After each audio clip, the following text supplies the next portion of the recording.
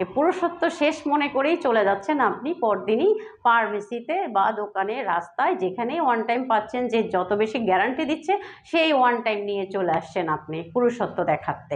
কিন্তু এই পুরুষত্ব কতক্ষণ, আপনার কতদিন?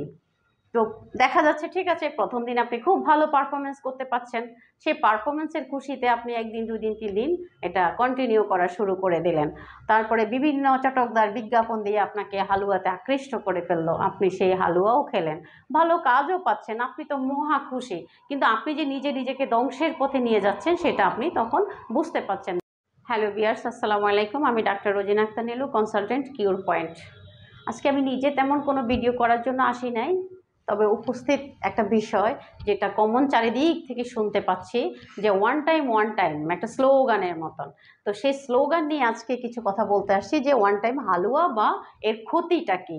আসলে ওয়ান টাইমটা কি? ওয়ান টাইম হচ্ছে আপনার হয়তো কোনো কারণে আপনার মানসিক ডিজার হইতে পারে, অফিসিয়াল কোনো একটা প্রবলেম হতে পারে, অর্থনৈতিক কোনো প্রবলেম হতে পারে, বা বাসায় আপনার ওয়াইফের সাথে আপনার কোনো কারণে একটু মনে হয়, সেই জন্য সেক্স করতে গেছেন, বা শারীরিক কোনো উইকনেস আপনার ভিতরে আজকে কাজ করতেছে, কোনো অসুস্থতা বা খারাপ লাগা, সেই নিয়ে আপনি হয়তো আজকে ইন্টারকোর্স করতে গেছেন। আর ইন্টারকোর্সে যাওয়ার পরে আপনি হয়তো আজকে খুব একটা বেশি টাইমিং পান নাই, দ্রুত বীর্যপাত হয়ে গেছে। এখন এটা হওয়ার জন্যই তো আপনার তো মাথা হেডেক ঢুকে গেছে, যে আমার তো অবস্থা শেষ, পুরুষত্ব শেষ। পুরুষদের আবার এটার খুব বেশি ইগো থাকে, এই পুরুষত্ব শেষ মনে করেই চলে যাচ্ছেন আপনি পরদিনই ফার্মেসিতে বা দোকানে, রাস্তায়, যেখানেই ওয়ান টাইম পাচ্ছেন, যে যত বেশি গ্যারান্টি দিচ্ছে সেই ওয়ান টাইম নিয়ে চলে আসছেন আপনি পুরুষত্ব দেখাতে। কিন্তু এই পুরুষত্ব কতক্ষণ, আপনার কতদিন? তো দেখা যাচ্ছে ঠিক আছে, প্রথম দিন আপনি খুব ভালো পারফরমেন্স করতে পারছেন, সেই পারফরমেন্সের খুশিতে আপনি একদিন, 2 দিন, 3 দিন এটা কন্টিনিউ করা শুরু করে দিলেন। তারপরে বিভিন্ন চটকদার বিজ্ঞাপন দিয়ে আপনাকে হালুয়াতে আকৃষ্ট করে ফেললো, আপনি সেই হালুয়াও খেলেন, ভালো কাজও পাচ্ছেন, আপনি তো মহা খুশি। কিন্তু আপনি যে নিজে নিজেকে ধ্বংসের পথে নিয়ে যাচ্ছেন সেটা আপনি তখন বুঝতে পারছেন না। ওই আপনার একদিনের অনাকাঙ্ক্ষিত সেই মানে পারফরমেন্স খারাপটাতে যে আপনি সারা জীবনের জন্য পার্মানেন্ট খারাপ করে দিচ্ছেন সেটা কিন্তু আপনি বুঝতে পারছেন না। আপনার একটা সময় যাবে যে কিছুদিন পরে আপনি এই ওয়ান টাইম ব্যবহার করতে করতে পার্মানেন্টলি আপনি ধ্বজভঙ্গ হয়ে যাচ্ছেন, আপনার পেনিস আর স্ট্রংই হচ্ছে না, বা আপনার সেক্সুয়াল ডিজায়ারই হচ্ছে না।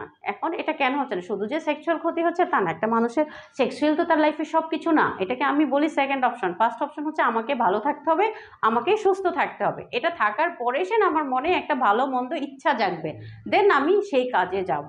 তা আপনাকে তো এই যে ওয়ান টাইম যে করছেন, আপনি কেন, যার একেবারেই ক্ষমতা নেই সেও ওয়ান টাইম দিলে প্রথম দিকে একটু ক্ষমতা দেখাতে পারছে, কারণ এটার সাথে আপনাকে স্টেরয়েড মিশিয়ে দিচ্ছে। আর এই স্টেরয়েডের কারণেই আপনার পেনিসটা ইনস্ট্যান্ট কিছু সময়ের মধ্যেই স্ট্রং হয়ে যাচ্ছে, আর তখন আপনার একটু সেক্সুয়াল ডিজায়ারটাকেও সে বাড়িয়ে দিচ্ছে। কিন্তু এটা একটা সময় আর কাজ তো করেই না, উল্টা আপনার কিডনি ড্যামেজ করে দিচ্ছে, হার্ট ড্যামেজ করে দিচ্ছে, আপনার মানে ব্লাড সুগার বাড়িয়ে দিচ্ছে, অনেক ধরনের প্রবলেম করছে। এমনকি একটা সময় দেখা যায় পেনিস দিয়া আপনিও বীর্যপতন হচ্ছে, সামান্য একটু ইরেকশন হচ্ছে, বা আপনি বিনোদনমূলক কিছু দেখছেন, বা কারোর সাথে আলাপচারিতা এই ধরনের কিছু করছেন, কোনো সুন্দরী যুবতী দেখলেও আপনার বীর্যপাত হয়ে যাচ্ছে, আপনার পেনিস আর নার্ভগুলো সেটাকে ধরে রাখতে পারছে না, সেটা এতটাই ড্যামেজ করে ফেলেছেন আপনি এই ওয়ান টাইম খেয়ে খেয়ে, হালুয়া খেয়ে খেয়ে। কারণ হালুয়া ওয়ান টাইম ট্যাবলেট বলেন, পাউডার বলেন, এগুলো প্রত্যেকটা জিনিসের সাথে আপনাকে স্টেরয়েড মিশিয়ে দেওয়া হচ্ছে, উত্তেজনানাশক মেডিসিন এখানে মিশানো হচ্ছে, যেন আপনি ওষুধটা খেয়েই খুশি হন, পরদিন আবার এটার পিছনে দৌড়াচ্ছেন। আসলে এটা তো আপনাকে পার্মানেন্টলি ড্যামেজ করে দিচ্ছে। আপনাকে স্থায়ী চিকিৎসা করতে হবে মেডিসিনের মাধ্যমে, আপনার খাদ্যাভ্যাসের মাধ্যমে, আপনার লাইফস্টাইল চেঞ্জ করে, ব্যায়াম করে, যেভাবেই হোক আপনাকে এটা পার্মানেন্ট একটা স্থায়ী ট্রিটমেন্টে যেতে হবে। সেই নিউট্রিশন মাধ্যমে হোক, আপনার ফুড হ্যাবিট চেঞ্জ করে হোক, আপনার খাবার হোক, আপনার ব্যায়াম হোক, ইয়োগা হোক, পানি, এগুলো সব কিছু পরিমাণ মতো খেয়ে। এবং এর আগে যে আমরা একটা ফোর প্লের কথা বলে থাকি, ওটা করলেও সেক্স চাহিদা বেড়ে যায়। এখন অনেক সময় যায় ফোর প্লে না করেই ওয়ান টাইম খেয়ে ডাইরেক্ট সেক্স করতে যাচ্ছেন, কিন্তু ফোর প্লেটা যে আপনাকে কত বড় উপকার করবে, মানসিক শান্তি দিবে ব্রেনে, সেটা কল্পনাও করা যায় না।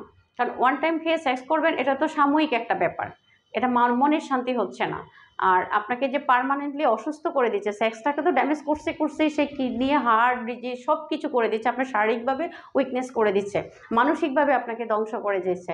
তাই আশা করি আপনারা এই জিনিসগুলো থেকে সরে আসবেন। যদি কখনো কেউ মনে করেন যে আপনার সেক্স ক্ষমতা কম, একটু কমে গেছে, বয়সের সাথে সাথে কারো কারো হতে পারে বা কারো লাইফস্টাইলের সাথে হতে পারে, তাহলে আপনি একটু কিছু পরীক্ষা নিরীক্ষা করে দেখেন, আপনার বডিটাকে স্ক্যানিং করে দেখেন আসলে কোথাও কোনো হরমোন ড্যামেজ হচ্ছে কিনা, বা পেনিসের কোনো নার্ভ কোনো ড্যামেজ হচ্ছে কিনা, বা আপনার কোথাও যে উইকনেস আছে সেটাকে আইডেন্টিফিকেশন করেন, আইডেন্টিফিকেশন করে সেটার একটা স্থায়ী ট্রিটমেন্ট করেন, স্থায়ী মেডিসিন খান, আপনি 2 মাস 3 মাস একটা রেগুলার প্রসেস ট্রিটমেন্টের মধ্যে দিয়ে যান, দেখবেন আপনি সুস্থ হয়ে গেছেন, আপনার স্থায়ী একটা ট্রিটমেন্টে গেছেন, আপনি কিউরেবল লাইফ লিড করতে পারছেন। নতুবা আস্তে আস্তে আপনি পরিপূর্ণ একটা ড্যামেজের দিকে যাবেন। এই সেক্স লাইফের সাথে আদার্স অসুখ যখন আপনার ভিতরে জড়িয়ে পড়বে, তখন আপনি এমনি নিস্তেজ হয়ে যাবেন। আবার অনেকেই আছে যে একটু ইয়াং, অল্প বয়সী যুবতী মেয়েদের বিয়ে করে বৃদ্ধ বয়সে, তখন দেখা যাচ্ছে তার ঠিকই ক্ষমতা যতটুকু আছে সে নিজেকেই নাই মনে করে আমি তো বাচ্চা মেয়ে বিয়ে করছি, আমার তো সেক্স পারফরমেন্স অনেক বেশি দেখাতে হবে, নাইলে হবে না, আমার তো এজ হয়ে গেছে। তার এই মানসিক ডিজায়ারই তাকে ড্যামেজ করে দিচ্ছে। আর এই মানসিক ডিজায়ারের কারণেই সে কী করছে, এই অ্যাংজাইটি থেকে তার প্রয়োজন না থাকলেও সে যাই ওয়ান টাইমটা খাচ্ছে, সে হালুয়া খাওয়া শুরু করছে।